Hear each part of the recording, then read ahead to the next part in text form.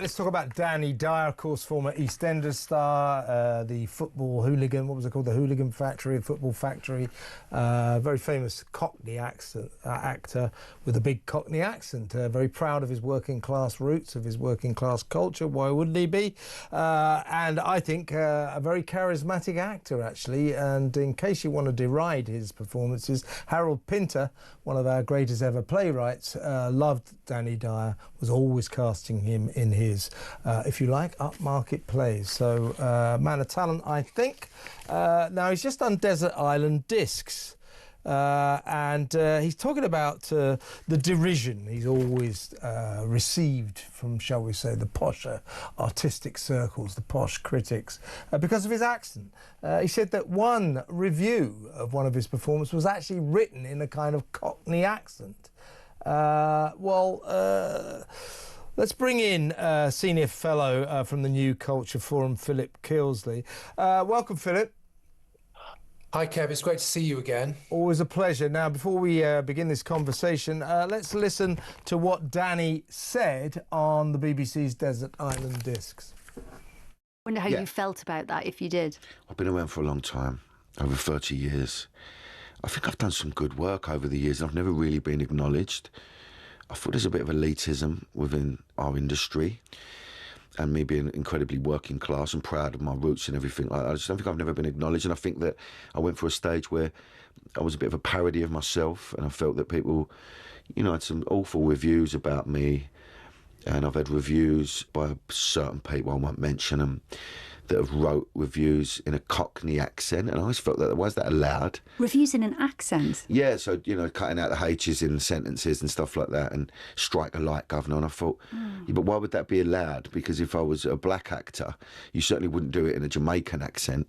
I've just always found that quite fascinating, but, you know, I own it. I don't work for critics in a sense, but the one that did do me was that the headline was, the biggest plot twist about Rivals is that Danny Dyer can act, and I thought, well, that's, in a way, it's a compliment, but at the same time, I'm like, really? Do you know?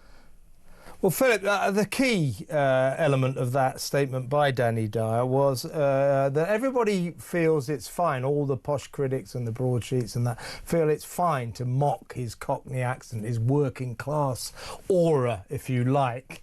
But as he says, one review actually written in a Cockney accent, as it were.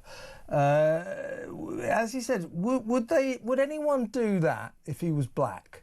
Would anyone do that if he had a Jamaican accent? I don't think they would. So in a way, there's a kind of racism, an acceptable racism in this country against the white working class. Absolutely, I think you've just nailed it there, Kev. It's the last acceptable bigotry, isn't it? And because these people who actually can't be nasty about anybody else, they're really, really nasty about white working class men and women. If they're men, they're called gammons. If they're women, they're called Karens, aren't they? It's similar kind of thing. Now, I was just listening to Danny Dyer there, and I thought, what a great voice he has. I would recognise that voice anywhere, right? Yeah. Absolutely anywhere. But the posh, received pronunciation, middle class, chattering class voices, they're all exactly the same to me, right? Now, I think this kind of bigotry, this prejudice, this racism comes... It's always been around, of course, but I think it went on steroids during Brexit. Do you remember that? Where people who were voting Brexit were just derided and called names and called stupid and low information and all of that kind of thing. And there was a bit of racism. That word gammon was mentioned all the time. Yeah. Now, it's round about that time I started commentating publicly and kind of came out of the closet. I was working in a university at the time, and I remember, because of the kinds of things I was saying, I used to get called Dr. Gammon. Now, I've had a lot of gammon. I've had a lot of gammon thrown at, or gammon slurs thrown at me as well, for obvious reasons. Right. Now, I was perfectly okay with that, because I thought, well, that says a lot more about you than it says about me. At least they gave you a qualification. I just got gammon. Well, we're going to one of the same, but the point he's making is is really important, because they would never, ever even think of even criticizing a black actor, right? Yeah. And I've taught lots of, I used to teach drama, so I've taught lots of budding black actors, and one or two have become really quite famous. And one guy said to me, he said, "Oh, it's awful." He said, "I never get any decent parts. I never get to play a really juicy villain part or a real wrong-un part, because all of the parts are just really bland, and you're good and you're nice because you're black and you're lovely, and that's it." And that kind of sums up the whole attitude, really. It's so it comes down to racism, and I think that's a really important, valid point that you've made. Yeah, and when he says that, when he said that, you know, that one reviewer actually reviewed him in a kind of written Cockney accent, you know, the idea of somebody in a broadsheet paper or any paper reviewing a Jamaican actor with a Jamaican accent in print, is unthinkable, isn't it? So it's strange the way that we just go, "Oh yeah, look, they've taken the mickey out of old Cockney Joe, Danny Dyer." We just go, "Oh yeah, look at that, ha ha ha." And yet if you saw that about a black actor, a Jamaican actor, you would go, "My God, look what they've done here." So it's ingrained even in those of us who recognise that there's something wrong here. Danny Dyer, I think, has highlighted something that is really sick in our society. I mean, I am not condoning some of the rioters during the summer, during Southport and all that. But what were they all? All these people, the 385 people that were thrown into jail within about 5 days. What were they all?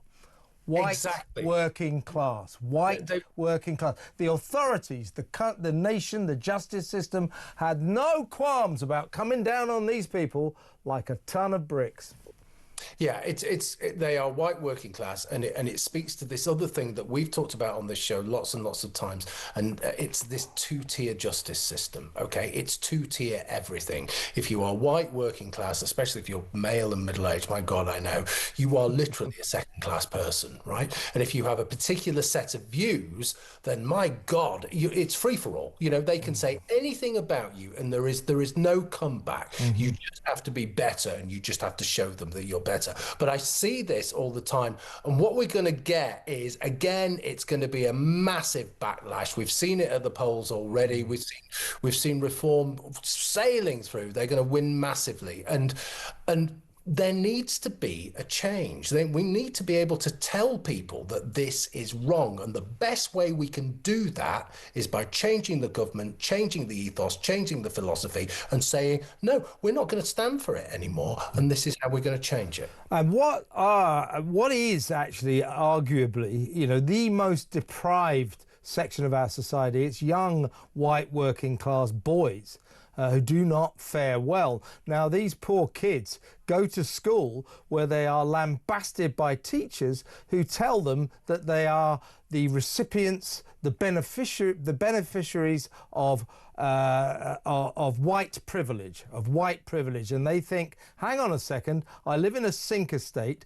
I live on the 57th floor of a crumbling tower block, my father left years ago, my mother hasn't got two halfpennies to rub together, we live in an appalling state of poverty, I've got no prospect of going to university, no chance of ever getting a job, and you're telling me I am the recipient of white privilege. That again is racism, isn't it? It really is, and it's coupled with this other phrase that we hear all the time, isn't it? And that's poisonous masculinity. We've been feminized. Men have been feminized for the last 30 years, and what's come out of that? Trans activism. Okay, so that's great. Yeah.